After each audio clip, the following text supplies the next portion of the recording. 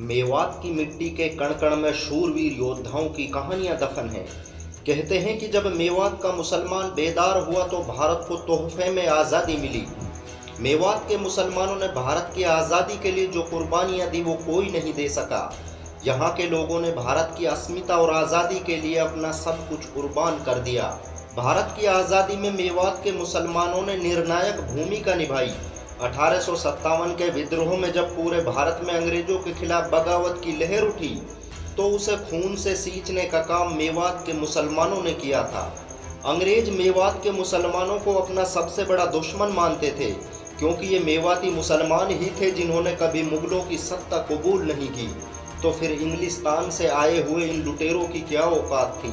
Gurgaon gazetteer में मौजूद एक ऐतिहासिक डॉक्यूमेंट में एक अंग्रेज लिखता है कि मेवात के मुसलमानों ने तो साल 1800 की शुरुआत में ही हमारी नाक में दम कर रखा है। इन्होंने 1803 ईस्वी में अंग्रेजों और मराठों को लसवाड़ी की जंग में जितना नुकसान पहुंचाया उतना किसी ने नहीं पहुंचाया। अंग्रेजी फौज इनको अब अपना सबसे बड़ा दुश्मन मानती है। जिस वक्त भारत के लोगों ने आज़ादी का ख्वाब देखना भी शुरू नहीं किया था, उस वक्त मेवात के मुसलमान अंग्रेजों से जंग लड़ रहे थे। साल 1803 में मेवात के नगीना तहसील के नोटकी गांव में रहने वाले मौलाना एवज खान ने अंग्रेजों से जंग का ऐलान कर दिया था। अलवर के कोलानी और धमुकड़ में लड़ी गई इस जंग में मेवात के मुसलमानों ने अंग्रेजों को खाक में मिला दिया। टीपू सुल्तान की शहादत के बाद ये मेवाती ही थे जो भारत की आज़ादी की मसाले बुलंद किए हुए थे। मौलवी एवज खां से मिली हार के बाद अंग्रेज ऐसा दहशत में आए कि दिल्ली के रेजिडेंट मिस्टर सेक्टन ने अपने अधिकारियों को खत लिखा कि उन्हें मेवातियों से समझौता कर लेना चाहिए। हालांकि ये अंग्रेजों की एक चाल थी और वो सही वक्त पर मेवातियों के कत्लेआम का इंतजार कर रहे थे और नवंबर 1857 उनके इसी ख्वाब का पूरे होने का वक्त था। 1857 में जब पूरे देश में विद्रोह की आग जलना शुरू हुई तो उस आग को मेवातियों के खून से ठंडा किया गया। इतिहासकार लिखते हैं कि मेवात से दिल्ली जाने वाली सड़क के किनारों पर मेवातियों की लाशों के ढेर लगे हुए थे। अंग्रेजों ने मुसलमानों की संपत्तियों को लूटकर उनके घरों को खंडहरों में तब्दील कर दिया और विद्रोह के जुर्म में मेवात के 10,000 मुसलमान कत्ल कर दिए गए। ये भारत के इतिहास में 1857 में होने वाली सबसे बड़ी घटना थी। मेवात के मुसलमानों का यही वो खून था जिसके रंग ने आज़ादी के आंदोलन को तेज कर दिया।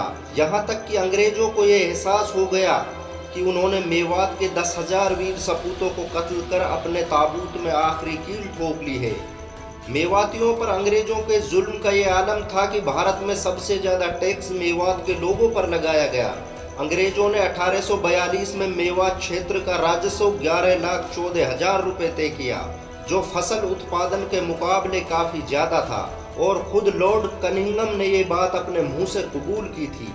आपको ये जानकर शायद हैरानी हो कि अंग्रेजों के इस टैक्स सिस्टम के खिलाफ पहली गोली चांद का मेवाती ने चलाई थी और उसने 10 मई 1857 को मेरठ में अंग्रेजी सैनिकों को भून दिया था और उसके बाद विरोध और विद्रोह की ये आग पूरे भारत में फैल गई। मेवात के मुसलमानों ने 1857 में नुहू, नंगली, घासेड़ा, रायसीना, रूपड़ा का ताउडू और खोरी में अंग्रेजों के खिलाफ कई जंगें लड़ी, जिनका रिकॉर्ड आज भी गुड़गांवा गजेटियर में देखा जा सकता है।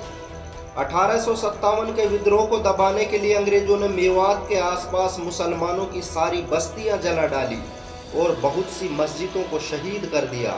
बात मुसलमानों की इज्जत पर आई और अंग्रेजों का जुल्म जब हद से ज़्यादा बढ़ा तो मेवात के रायसीना में रहने वाले लाड खान ने गुड़गांवा के तत्कालीन कलेक्टर केली फोर्ड की हत्या कर दी। जो नुहू पिछले साल सांप्रदायिकता की चपेट में आया, उसी नुहू में पिनहुआ के रहने वाले मुफ्ती सदरुद्दीन ने 1857 में अंग्रेजों को ऐसी धूल चटाई कि अंग्रेजों ने पूरी सेना मेवात में उतार दी, जिसके नतीजे में अंग्रेजों ने 42 मेवाती मुसलमानों को हाथी से बांधकर फांसी दे दी। अंग्रेज मेवात पर पूरी तरह से कभी कब्जा नहीं कर पाए। मेवात में ऐसे ऐसे जांबाज सिपाही और ऐसी ऐसी टेक्नोलॉजी का आविष्कार किया गया जिनका मुकाबला करना अंग्रेजों के लिए नामुमकिन था। 1857 में घासेड़ा में रहने वाले अली हसन मेवाती की तोप ने अंग्रेजों के परखच्चे उड़ा दिए। अली हसन का एक क्रांतिकारी आविष्कार अंग्रेजों के लिए और भी घातक साबित हो सकता था, इसीलिए अंग्रेजों ने पूरे घासेड़ा को घेर कर अली हसन की हत्या कर दी। अंग्रेजों का political leader major W Eden जब फौज लेकर मेवात आया तो वो कहने लगा कि इस इलाके को जीतना तो नामुमकिन है। मेवात में 1857 के विद्रोह का नेतृत्व नवाब अहमद मिर्जा खान और नवाबुद्दौला कर रहे थे। इन दोनों की आंखों से ही मेवाती आज़ादी का ख्वाब देख रहे थे। इस विद्रोह का नेतृत्व मुफ्ती सदरुद्दीन सहित उन्हीं मौलवियों के हाथों में था जिन्हें आज शक की निगाहों से देखा जाता है।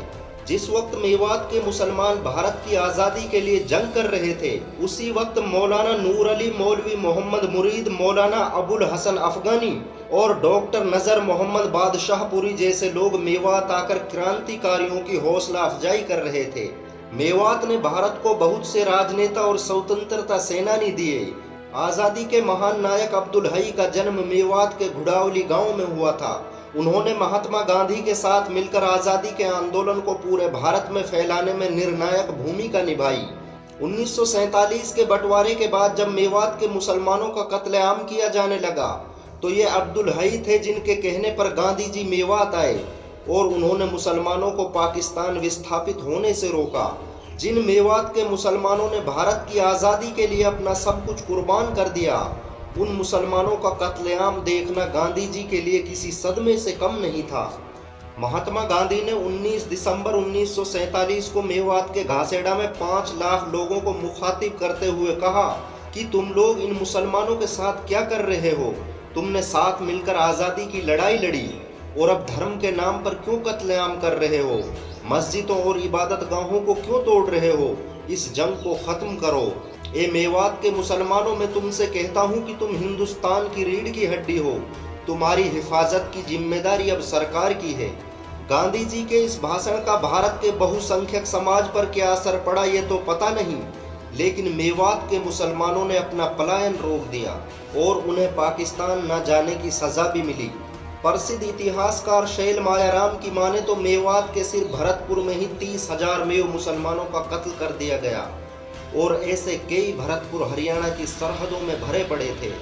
बहुत कम लोग जानते होंगे कि सुभाष चंद्र बोस द्वारा गठित आज़ाद हिंद फौज की खुफिया एजेंसी के कमांडर मंगल खान मेवाती थे।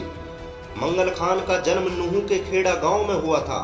आज़ाद हिंद फौज ने जब समर्पण किया तो 36,000 की इस फौज से अंग्रेजों ने मात्र 12 लोगों को जेल में डाल दिया, जिनमें मंगल खान मेवाती भी शामिल थे। बांग्लादेश के जगरकच्छा, रोम के माल्टा और अंडोमान की जेलों में हजारों मेवाती कई सालों तक बंद रहे, लेकिन उन्होंने कभी ब्रिटिश हुकूमत को माफीनामे नहीं लिखे। तारीख मेवात के मुताबिक मेवात कभी ऐसा नहीं था जैसा आज दिखाई देता है। कभी मेवात की सरहदें सैकड़ों किलोमीटर तक फैली हुई थी और इसका आकार आधे हरियाणा राज्य के बराबर था। आज़ादी के पहले मेवात 3000 गांवों पर मुश्तमिल था और यहाँ पर 4000 मस्जिदें थी, लेकिन 1947 के फसादात के बाद सिर्फ 228 मस्जिदें ही सलामत बच सकी। बड़े अफसोस की बात है कि जिन मेवातियों ने भारत की आज़ादी के लिए अपना सब कुछ कुर्बान कर दिया, आज उन्हीं मेवातियों से भारतीय होने का सबूत मांगा जाता है। मेवात के लोग कई दशकों से यूनिवर्सिटी रेलवे लाइन और दिल्ली अलवर मार्ग को 4 लाइन करने की मांग करते आ रहे हैं, लेकिन आज तक किसी भी हुकूमत ने इन मांगों को पूरा नहीं किया। एक मेवाती और मुसलमान होने के नाते आपको गर्व महसूस हुआ हो तो हमारे channel the rise of Islam को सब्सक्राइब करें, वीडियो को लाइक शेयर करें, कमेंट करके हमें ज़रूर बताएं, बेल आइकॉन दबाना ना भूलें।